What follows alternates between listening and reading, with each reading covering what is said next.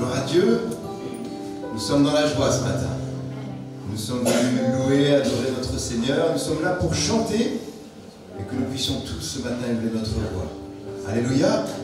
Et la Bible nous dit, je suis l'alpha et l'oméga, dit le Seigneur Dieu, celui qui est, qui était et qui vient, le Tout-Puissant. Et ce matin, nous voulons célébrer le Tout-Puissant. Alléluia. Et nous voulons continuer à nous émerveiller. Parfois, en regardant simplement la nature, nous sommes émerveillés de ce que Dieu fait. Parfois, en vous voyant aussi, nous sommes émerveillés de ce que Dieu a fait. Nous sommes des créatures merveilleuses, si belles. Alléluia. Et nous voulons vraiment le réaliser. Le Seigneur est tout-puissant. Il est notre Créateur. Il est le Créateur. Et s'il est le Créateur, eh bien, il dirige tout. Rien n'est impossible, la Bible dit. Rien n'est impossible à mon Dieu. Et nous voulons le chanter ce matin.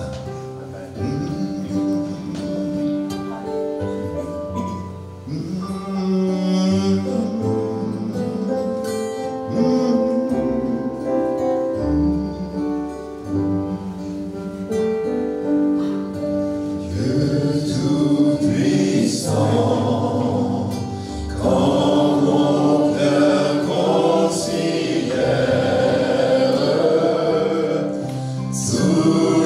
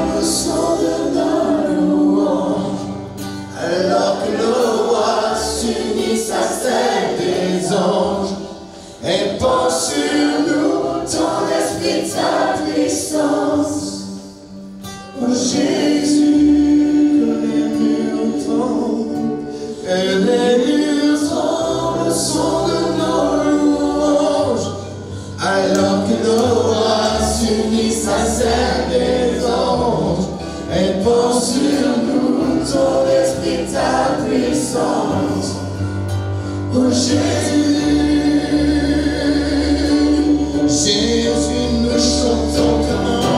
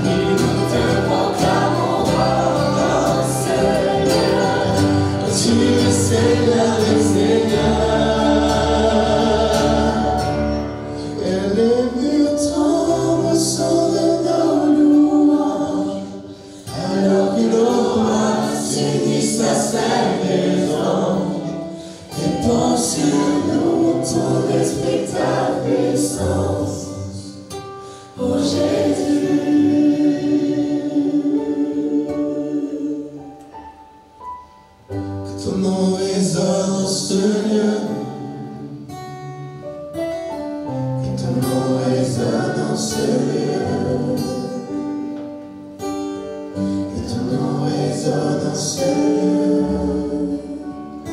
Jésus, que ton nom résonne en Seigneur.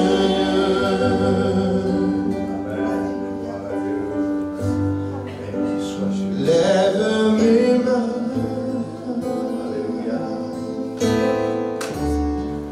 même si je n'ai plus la force. Je lève mes mains, même si j'ai des problèmes. Quand je lève mes mains, je commence à sentir une onction qui me fait chanter. Quand je lève mes mains, je commence à sentir le feu.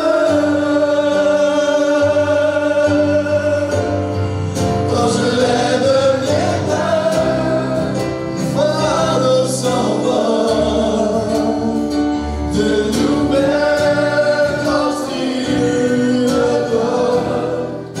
Toutes choses sont possibles, toutes choses sont possibles. Quand je lève les mains, je lève mes mains, je sens ta présence, et je sens ta présence. Je lève les mains, et je sens ta présence. Quand je lève mes mains, l'amour m'envahit. J'ai besoin de louer ton nom. Quand je lève mes mains, mon âme est remplie de paix. Quand je lève mes mains, j'ai besoin d'obéir pour glorifier ton nom. Toutes choses sont possibles, toutes choses sont possibles. Quand je lève mes mains, quand je lève mes mains, je commence à sentir une onction qui me fait chanter. Quand je lève mes mains, je commence à sentir le feu. Quand je lève mes mains, mon fardeau s'envole, de nouvelles forces tu me donnes. Toutes choses sont possibles, toutes choses sont possibles. Quand je lève mes mains, et tout devient possible, tout devient possible. Parce que je lève mes mains, et tout devient possible, tout devient possible.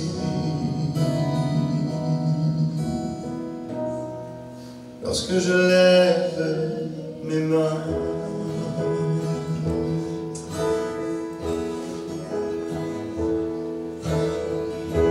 tu étais là de la création, Fils unique du Dieu très haut. Les mystères de ta gloire révélés en toi, Christ, notre Seigneur. Ce nom est si merveilleux, ce nom est si merveilleux, le nom de Jésus-Christ, mon roi. Ce nom est si merveilleux,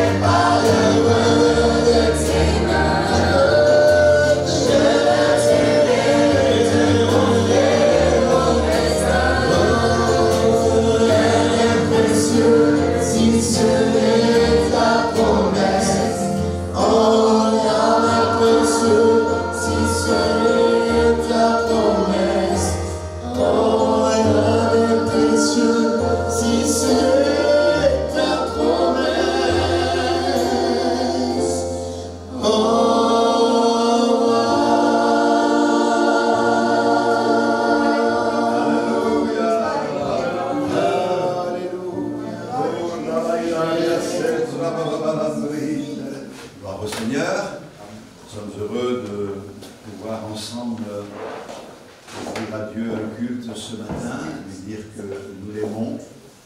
Nous n'oublions pas que si nous l'aimons, si nous pouvons aimer Dieu, c'est parce que lui nous a aimés en premier. J'ai choisi de vous parler ce matin d'un des personnages les plus connus, les plus importants de l'Ancien Testament. Je voudrais vous parler de Moïse. On va lire dans Hébreux, au chapitre 11, le verset 23. Nous lisons quelques versets et ensuite nous méditons cette bonne parole. Bienvenue à vous tous pour cette occasion. Voici ce que dit l'auteur de l'Épître aux Hébreux. C'est une épître qui a été écrite spécialement pour les Hébreux, mais qui nous parle aussi, puisque tout a été écrit pour notre instruction et notre édification. La Bible dit ceci: c'est par la foi que Moïse, à sa naissance, fut caché pendant 3 mois par ses parents, parce qu'ils virent que l'enfant était beau et qu'ils ne craignirent pas l'ordre du roi.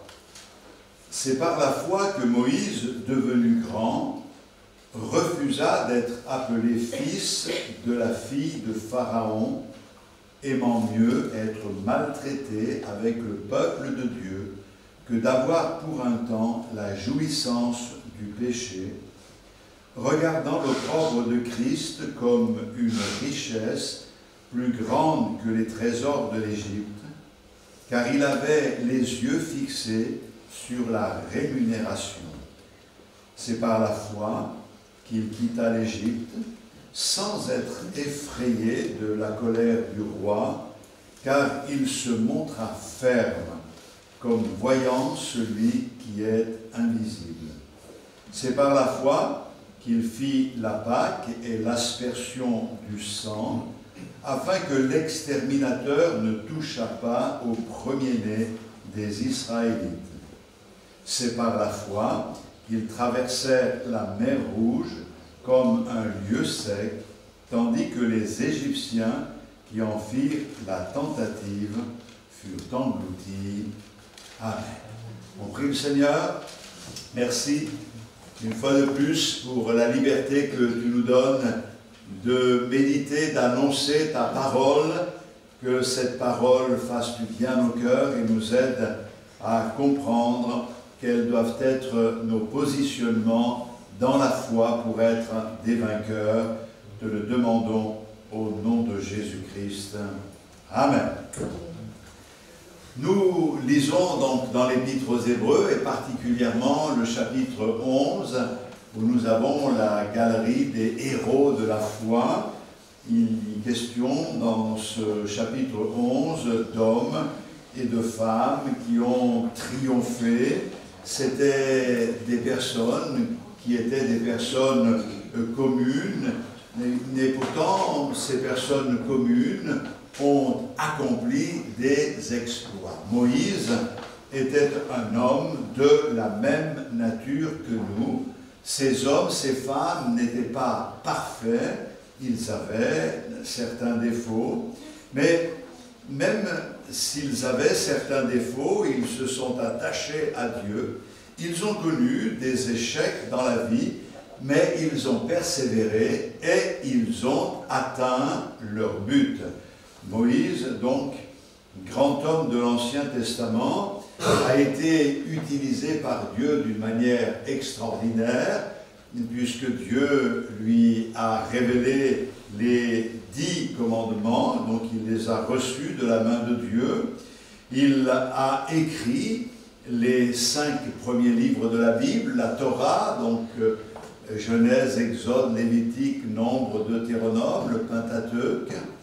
Il a été aussi un instrument de bénédiction, car Dieu l'a utilisé pour faire sortir le peuple d'Israël qui était esclave en Égypte vers la liberté, vers la terre promise, la terre d'Israël qui suscite aujourd'hui tant de convoitises et nous savons que la situation qui est sous nos yeux est un signe de la fin des temps, puisque les choses se précipitent, et bien sûr, nous n'avons pas le temps de voir ces choses ce matin, mais nous allons quand même parler de Moïse, et surtout de ce qui s'est passé dans sa vie, parce qu'on peut se poser la question, pourquoi Dieu a-t-il employé Moïse d'une manière aussi efficace? Eh bien, pour devenir cet instrument de bénédiction, il a fallu que Moïse règle 4 questions. 4 questions essentielles. Ces questions, je vais les poser ce matin et nous allons essayer de les régler chacun pour notre part. La première question que Moïse a dû régler, c'est la question de l'identité. C'est qui suis-je? Et à cela, je vous dirai, je vous répondrai, soyez vous-même. Dieu nous a créés tous pour un but. Il nous a donné la vie et il a établi un plan pour que nous puissions, avec notre vie, accomplir le plan qu'il a tracé d'avance pour nous. La Bible dit, Dieu a préparé des œuvres, des bonnes œuvres d'avance, afin que nous les pratiquions. Le problème, c'est que l'homme, par sa nature rebelle, se détourne du plan de Dieu et n'atteint pas le but que Dieu lui a alloué, Dieu lui a fixé. Et c'est justement la signification, l'étymologie du mot péché. Le péché, c'est l'acte qui manque le but. Or, à un moment donné, nous devons nous poser les bonnes questions, et si à cause de notre rébellion, nous avons tourné le dos à Dieu, Dieu nous donne l'occasion, nous tend la main pour que nous revenions à lui et que nous entrions dans son plan afin d'accomplir ce que lui a décidé que nous accomplissions et que nos actes s'inscrivent dans la réalisation du grand plan divin de notre Seigneur. Alors, je dis ceci, c'est que nous devons être responsables de nos vies.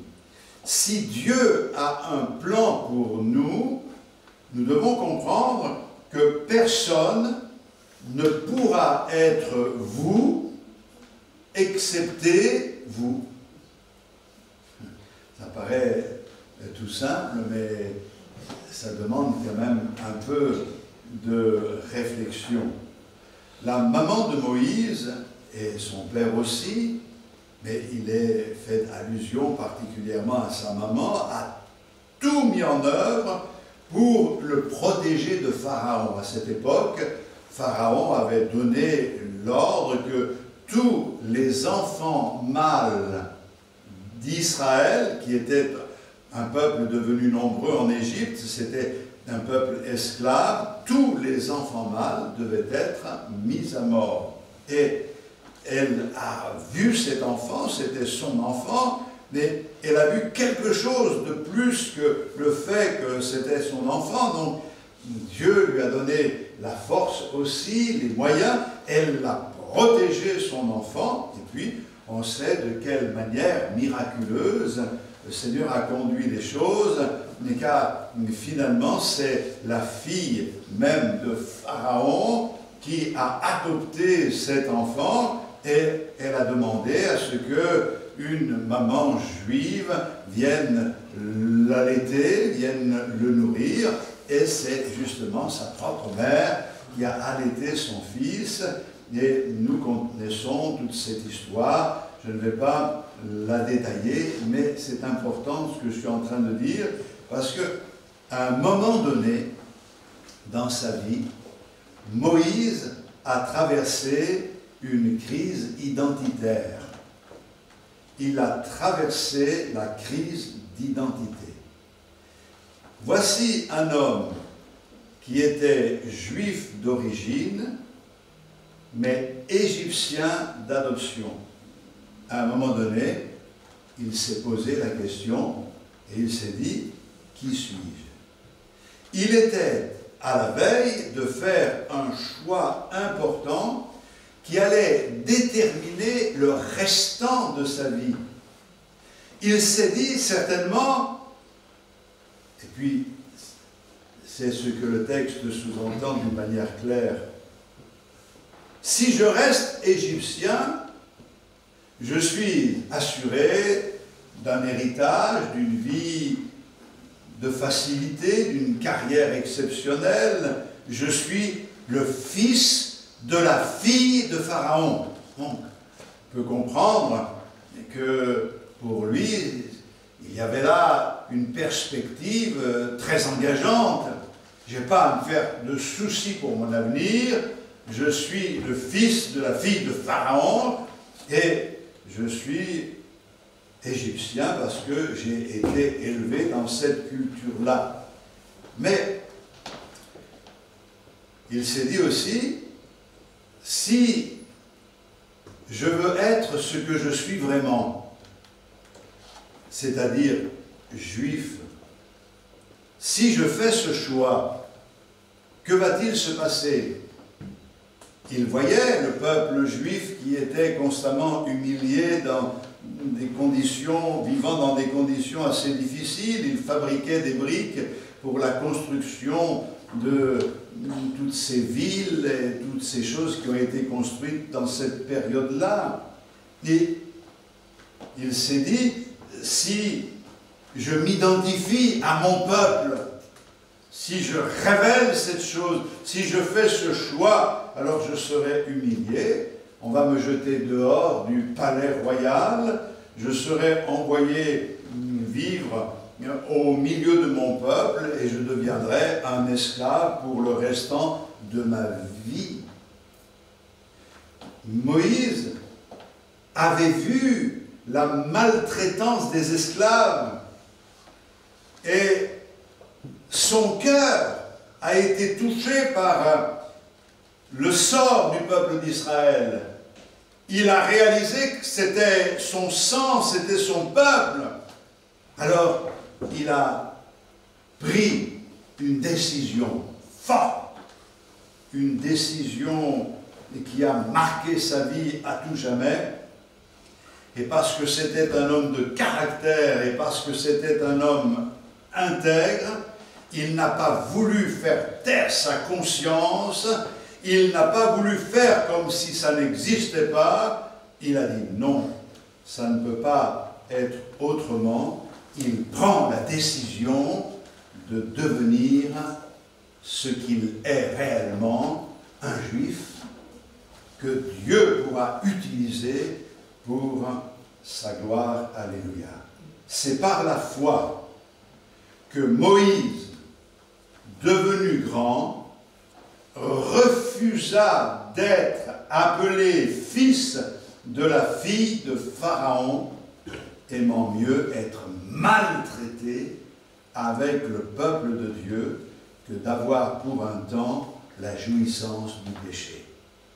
Il a fait la part des choses et la parole de Dieu nous dit qu'il a préféré être maltraité, il a préféré être rejeté plutôt que d'avoir une carrière avec des biens, avec des honneurs. Pour lui, l'important n'était pas de plaire aux hommes, c'était de plaire à Dieu. Je crois, mes frères et sœurs, que nous avons tous besoin de traverser cette crise identitaire. Et nous devons, les uns et les autres, comprendre que nous aussi, d'une certaine manière, nous sommes égyptiens d'adoption, dans le sens que le monde est considéré par Dieu comme l'Égypte, qui avait des esclaves, le peuple d'Israël, et nous sommes par nature esclaves de ce monde, mais le pharaon de ce monde, ce n'est pas le pharaon d'hier, c'est le diable lui-même qui nous asservissait, qui nous avilissait et qui nous proposait de vivre une vie de facilité, une vie de plaisir, loin des règles divines. Mais un jour, nous avons ouvert les yeux et nous avons compris que Dieu nous a créés pour que nous devenions ses enfants. Et lorsque nous avons réalisé cela, il a fallu que nous fassions un choix. Et le choix, nous l'avons fait. Nous avons décidé non plus de marcher selon les rudiments de ce monde, nous laissant accaparer par les choses d'ici-bas et qui ne pouvaient en aucun cas nous satisfaire pleinement et nous empêchaient de vivre un épanouissement spirituel. Nous avons fait le choix de suivre le Seigneur, et parce que nous avons fait ce choix, alors nous avons ouvert notre cœur à Dieu, nous avons reçu Jésus dans notre cœur comme notre sauveur personnel, nous avons fait l'expérience de la nouvelle naissance, sommes devenus de nouvelles créations, quelque chose a changé dans nos vies. Pour cette raison que j'aime à dire que la vie chrétienne, ce n'est pas de la religion, c'est vraiment une expérience, une rencontre avec Dieu. Et cette rencontre avec Dieu a bouleversé notre vie. Mais marchant avec le Seigneur, maintenant, depuis quelque temps, nous pouvons traverser cette crise d'identité. Peut-être que nous avons besoin de réaliser que nous sommes toujours en Égypte, dans le monde, mais que nous ne sommes plus du monde. Nous devons marcher en nouveauté de vie. Et la Bible nous dit que Moïse refusa. Le mot grec utilisé dans le texte original veut dire rejeter, renier quelqu'un. C'est vraiment, Moïse a mis de côté, il a rejeté, il a renié le fait d'être appelé le fils de la fille de Pharaon. Pour lui, c'est clair, le temps passe, mais il ne veut pas de cela. Ce qu'il veut, lui, c'est entrer dans le plan divin. Il se prive donc d'une carrière prometteuse. Il refuse de vivre dans le mensonge. Non, je ne suis pas un Égyptien, je suis un enfant d'Israël. Non, nous ne sommes pas du monde, nous sommes enfants de Dieu par la grâce en Jésus-Christ. Nous avons été créés par Dieu et pour Dieu, et nous ne pouvons être heureux que lorsque nous sommes à la place qui est la nôtre.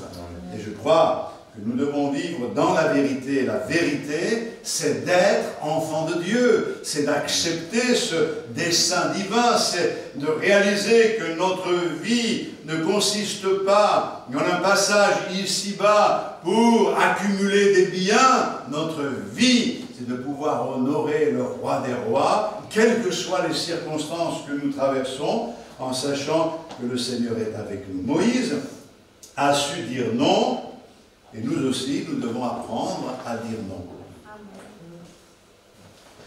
C'est vrai que c'est facile de dire oui à Dieu quand Dieu nous dit « je te bénis, je vais te donner ci, je vais te donner là, je vais t'accorder ma paix, je vais t'offrir une grâce par mon esprit ». Voilà, c'est facile. Mais il faut bien comprendre que quand on dit oui à Dieu, forcément, on dit non au mal, on dit non au diable. Et je parle aux plus jeunes. Vous savez, cette histoire de Moïse m'a touché particulièrement parce que j'étais jeune converti et Dieu m'a parlé au travers de l'exemple de Moïse d'une manière toute particulière, me permettant ainsi d'entrevoir la possibilité du service de Dieu. Et aujourd'hui, avec des souvenirs plein la tête, je bénis le Seigneur pour cette grâce excellente. On va aller un peu plus loin. On règle le problème de notre identité. Vous avez choisi. Oui? Vous choisissez d'être avec le monde ou avec le Seigneur? En sachant très bien qu'en choisissant d'être avec le Seigneur, vous choisissez d'être malmené.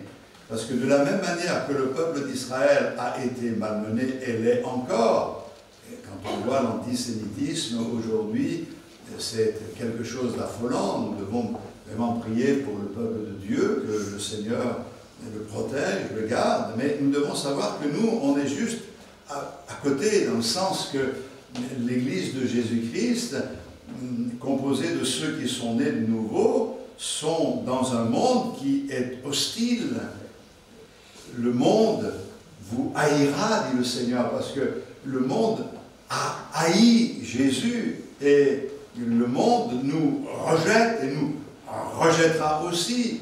Et donc, nous devons comprendre qu'on ne peut pas s'épanouir dans la foi sans qu'il n'y ait des réactions d'opposition gratuites, même de la part de ce monde, et nous allons vers des temps compliqués. Mais on a choisi notre identité, je sais qui je suis né de nouveau il y a des années de cela, je suis enfant de Dieu et je veux le rester jusqu'au bout. À Dieu soit la gloire. Ensuite, quels sont mes choix? Ou, plus exactement, soyons les uns et les autres responsables. On a lu, et j'insiste là-dessus, verset 25, « Aimant mieux être maltraité avec le peuple de Dieu que d'avoir pour un temps la jouissance du péché. » Littéralement, aimant mieux, c'est choisissant, préférant mieux. C'est ça qui est important. Il a pesé le pour et le contre, et il s'est dit, ah, je préfère de loin, j'aime mieux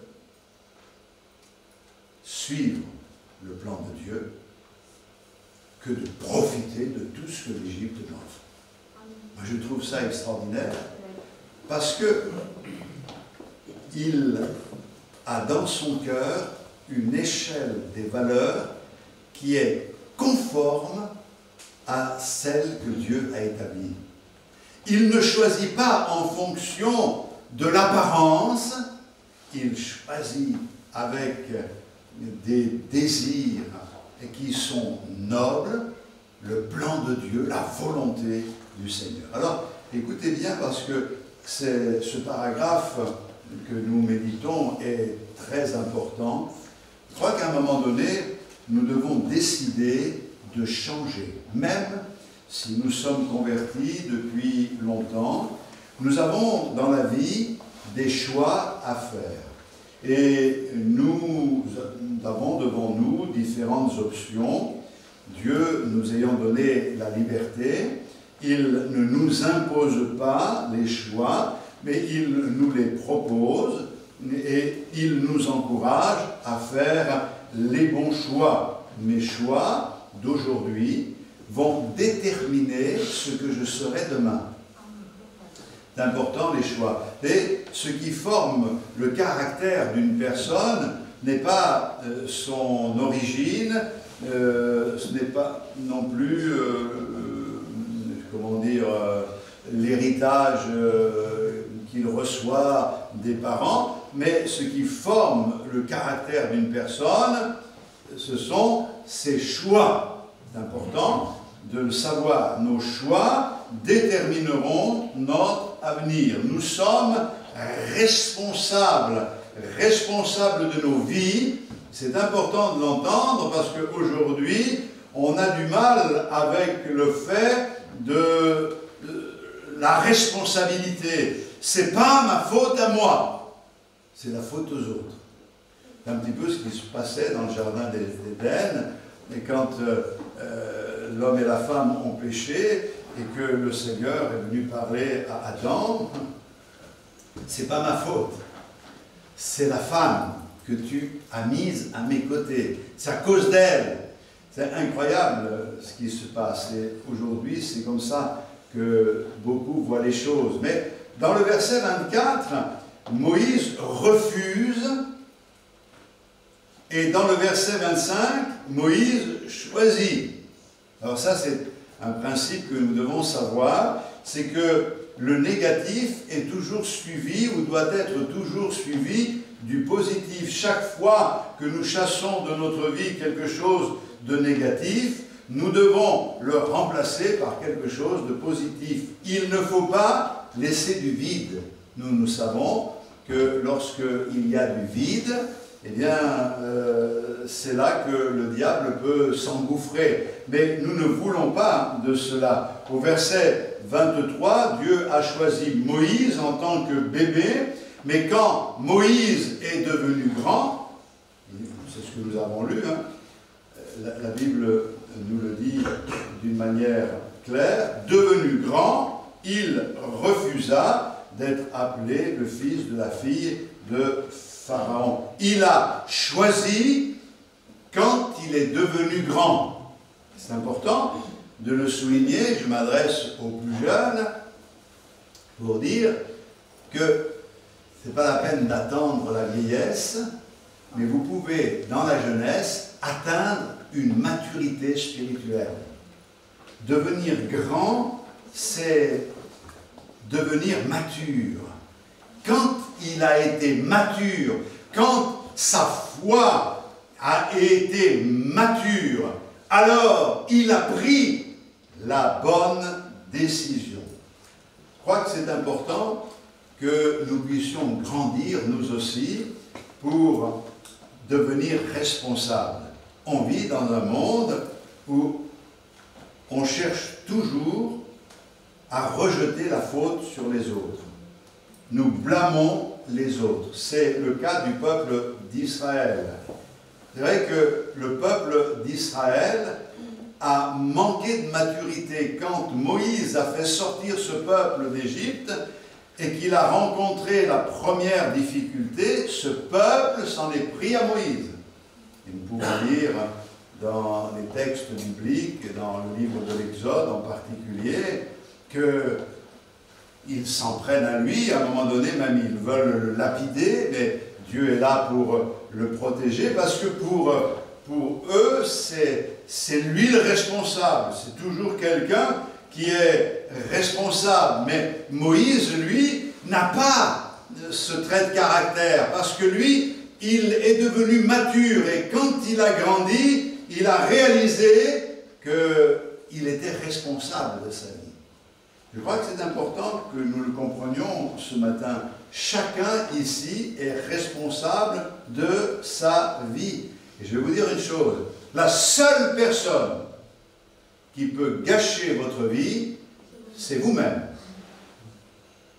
Si vous décidez de faire la volonté du Seigneur, je peux vous garantir que même si les circonstances que vous traverserez ne seront pas favorables, même si vous passez par des chemins où vous avez l'impression que Dieu vous a abandonné, le fait d'être déterminé vous amènera toujours vers la victoire, le triomphe, l'épanouissement et l'approbation de Dieu dans votre vie. Alléluia. Alors, je me pose la question ce matin, dans quelle direction j'avance?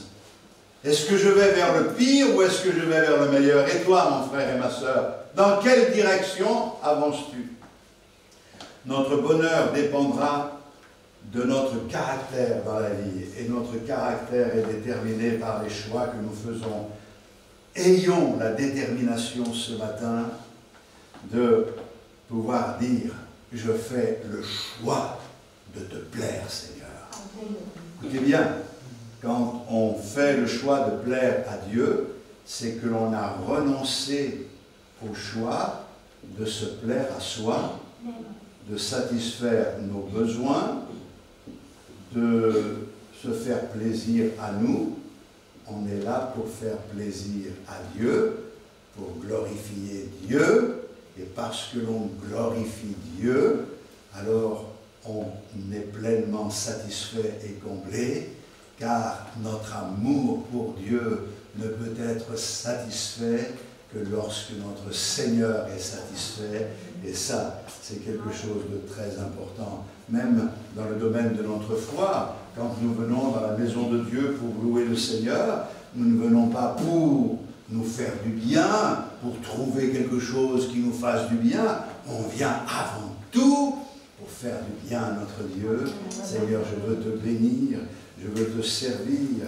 Moïse fait le choix, même si les conséquences sont difficiles, Moïse fait le choix de plaire à Dieu. Et puis, la troisième question qu'il faut régler, c'est qu'est-ce qui est vraiment important? Ayez en vous des valeurs. Je l'ai dit il y a un instant, mais je veux continuer dans cette pensée. Il faut que nous établissions une échelle des valeurs dans notre vie et régler ce problème. Qu'est-ce qui est vraiment important? Je te pose la question aujourd'hui, qu'est-ce qui est vraiment important pour toi dans ta vie? Et c'est important la question.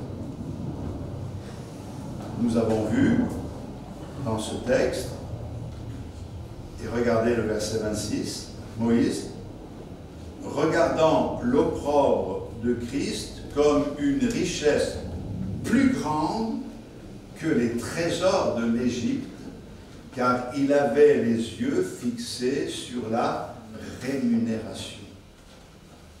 Moïse pèse le pour et le contre, il évalue les valeurs et il considère que la volonté de Dieu a plus de valeur que toutes les richesses de l'Égypte. C'est quand même pas rien cette affaire-là. Pourtant en Égypte il y en avait des trésors. Eh bien, il perce quelque chose. Il arrive par la foi à voir ce qui est invisible. Il voit la gloire de Dieu et il voit là le résultat. Le Seigneur couronné de gloire. Et il se dit ça, c'est beaucoup plus riche, ça a beaucoup plus de valeur que tout ce qu'il y a dans ce monde, tout ce que l'Égypte peut m'offrir. Quelles sont les valeurs sur lesquelles vous basez votre vie? Le monde nous en propose au moins 3. La première, c'est le plaisir. Je veux me sentir bien. La deuxième valeur, c'est les possessions. Je veux avoir plus.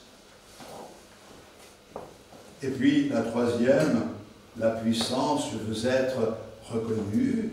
Je veux être considéré. Je veux être une personne influente. Je veux être populaire. Je veux la puissance, le prestige, la position, je ne sais pas. Moïse avait obtenu tout cela. Parce que Moïse pouvait se faire plaisir. Il était le fils de la fille de Pharaon. Des possessions, il n'en manquait pas. Et puis, il était reconnu. C'était un homme, la Bible nous dit, qui était puissant en parole et en œuvre. Ce n'est pas n'importe qui. Mais avec son échelle des valeurs, il va réaliser qu'il y avait dans la vie des choses plus importantes que la puissance, que les possessions, que les plaisirs. Il savait et il comprenait que toutes ces valeurs-là, que toutes ces richesses étaient éphémères. Elles étaient là pour un temps, elles ne pourraient jamais le satisfaire et le combler pleinement, parce qu'il n'était pas que de la chair et des os, il était vraiment une âme vivante. Il avait besoin de Dieu dans sa vie. Il voulait de quelque chose de plus important. Alors Moïse va prendre des décisions. Je crois que si Moïse n'avait pas pris ces décisions qu'il a prises, que je vais parler, eh bien, il serait une momie dans un sarcophage, encore peut-être pas trouvé en Égypte, aux côtés de Pharaon, je ne sais pas. Mais quelle est la décision? Le plan de Dieu est plus important que la popularité. Voilà la décision. Moïse a su que la popularité ne dure pas. Je serai plus heureux dans le plan de Dieu que élevé par les hommes. Le peuple de Dieu a plus de valeur que les plaisirs. Je préfère travailler en étant humilié avec mon peuple et en sachant que je suis là à ma place, aux côtés de mon peuple, pouvoir l'aider, pouvoir lui apporter de l'aide comme il en a besoin, plutôt que de faire d'être la marionnette du Pharaon. Moïse a entendu les cris des enfants d'Israël, et en entendant les cris des enfants d'Israël, parce qu'ils souffraient sous l'esclavage, la main de Pharaon s'appesantissait sur eux, il a été ému de compassion, et même à un moment donné, appelé par Dieu dans son cœur, parce qu'il avait fait ce choix, il est allé pour les défendre. C'est vrai qu'il s'y est mal pris pour la première fois, mais Dieu le mettait à part pour réaliser ce plan de la libération du peuple de l'esclavage. Et puis, la paix de Dieu est plus importante que les possessions. Il y a des choses dans la vie qui sont plus importantes que tout. Il vaut mieux satisfaire le cœur de Dieu, être dans la paix. Moi, je peux vous dire une chose, quand on a la paix dans le cœur, tout le reste, c'est vraiment secondaire. Et la paix de Dieu, ça ne s'invente pas. Vous ne pouvez pas dire je vais aller au marché et puis je vais en acheter un peu. C'est pas comme ça que ça se passe. Tu ne peux pas l'acheter. La paix de Dieu est inestimable. C'est la paix de notre Seigneur et la paix de Dieu est vraiment une grâce que le Seigneur nous accorde. Et c'est pour cette raison que le Seigneur dira la vie d'un homme ne dépend pas de ses biens. On peut avoir des biens et être malheureux. On peut avoir des biens et pas nous sentir à notre place. Quand Moïse est interpellé, il avait des biens, il avait toutes sortes de projets peut-être, mais d'un coup il se remet en question et il réalise ma place, c'est de servir le roi des rois. Et on peut se dire, mais pourquoi a-t-il rejeté les plaisirs, pourquoi a-t-il rejeté tout cela? Et c'est écrit dans le verset 26, car il avait les yeux fixés sur la rémunération. Et je crois que nous aussi, nous pouvons avoir les yeux fixés sur la rémunération. Puis, la quatrième question, c'est quels sont mes buts? Plus exactement, avoir une vision. Moïse a continuellement visualisé son but et il a persévéré dans ce but. La Bible nous dit au verset 27, c'est par la foi qu'il quitta l'Égypte, sans être effrayé de la colère du roi, car il se montra ferme, comme voyant celui qui est invisible. Il était en communion avec Dieu. Il y va, il quitte l'Égypte, rien ne peut l'arrêter. Il a une vision, et parce qu'il a une vision, il avance dans la bonne direction. Et je pense que c'est très important de demander au Seigneur de nous ouvrir les yeux. Quelle est la vision? Vers quoi je tends? Vers quoi je me dirige? Je veux me diriger vers le Seigneur, vers ce qu'il me promet. C'est ce qui est écrit dans sa parole que je veux vivre. C'est important pour ma vie. La vision, elle est indispensable. Que dit l'Écriture? Faute de vision, le peuple périt. Il nous faut vraiment la grâce de Dieu. C'est vrai, je voudrais quand même le souligner, il y avait d'énormes problèmes à entrer dans le plan de Dieu. Parce que le plan que Dieu confiait à Moïse et qu'il a lui-même accepté comportait des difficultés énormes. Comment conduire 2 millions de Juifs de l'Égypte jusqu'en terre promise? Comment on va s'organiser? Comment on va les nourrir? Comment on va les abreuver? Comment on va les défendre de l'agression des autres peuples?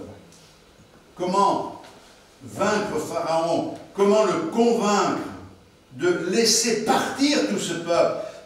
Tout ça, c'est des problèmes insurmontables. Mais Moïse, il croit. Il ne sait pas comment Dieu le fera, mais il sait qu'il le fera. Et ça, c'est extraordinaire, la foi. La foi, c'est de se confier en Dieu, de s'attendre à Dieu. Des difficultés, Moïse en a rencontré. Et il y a eu de l'opposition parmi le peuple d'Israël. Il y a eu vraiment des moments très difficiles pour lui, mais il a aimé ce peuple, il s'en est occupé. Et, chose extraordinaire, il est devenu, la Bible le dit, l'homme le plus patient de la terre. Et moi, je crois qu'il est un exemple pour nous tous, mais c'est vrai que nous avons besoin d'une foi réelle qui nous engage. Mes frères et sœurs, je crois que la foi est toujours éprouvée. Et l'épreuve de la foi, c'est combien de temps je peux attendre la réponse à la prière. Posez-vous la question. Combien de temps puis-je attendre la guérison?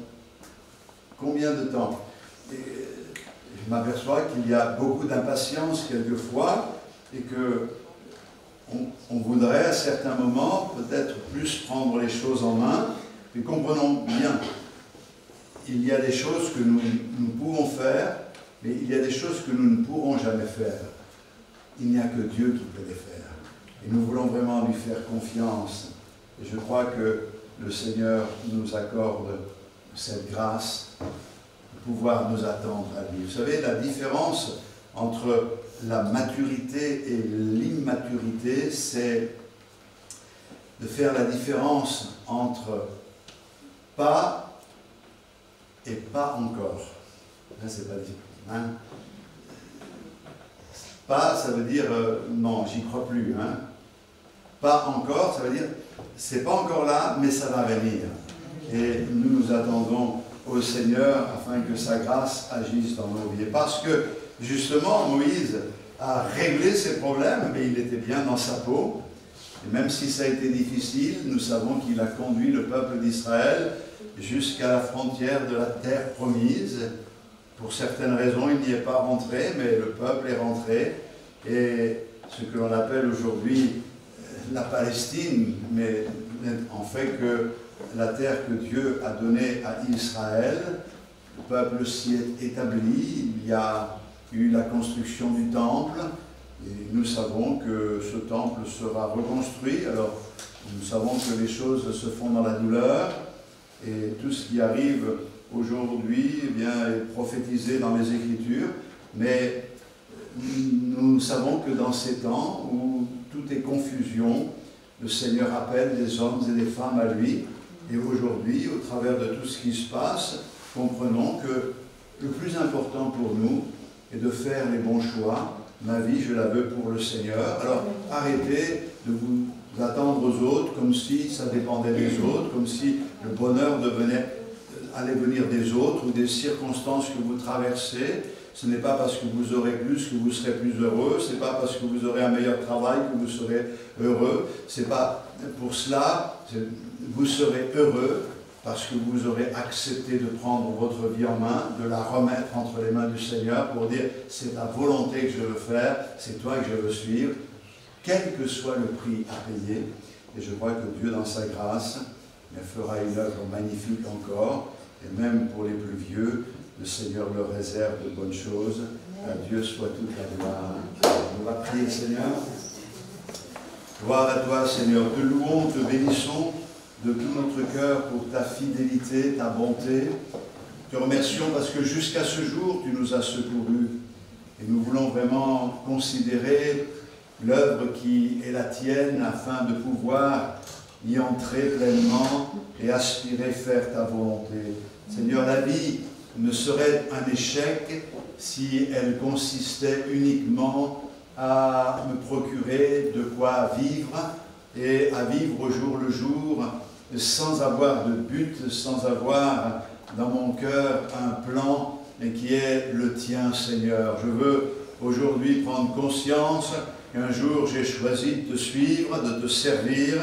Eh bien aujourd'hui, je veux choisir de te suivre et de te servir encore. Et pour cela, je veux renoncer, tourner le dos, à certaines choses, mais je veux me tourner vers toi, m'attendre à toi, m'appuyer sur toi. Je prie, Seigneur, de bénir ton Église sur la surface de la terre, et particulièrement de tous ceux qui sont dans la persécution, mais en même temps, je te prie pour que la paix s'installe en Israël, et que tu bénisses aussi ton peuple, comme tu nous l'as demandé. Nous te demandons, Seigneur, ta grâce, afin que les cœurs se tournent vers toi, et que ce réveil que tu as annoncé dans ta parole puisse avoir lieu. Seigneur, nous voulons que tous reconnaissent que celui qui a été cloué à la croix du Calvaire, c'est le Sauveur de l'humanité. Merci pour ta fidélité. Bénis cette journée, bénis nos enfants, préserve-les, garde-les et aide-nous à terminer cette année dans cette confiance en toi, au nom de Jésus, notre Sauveur. Amen. Amen. Gloire à Dieu. Merci Seigneur pour ta fidélité.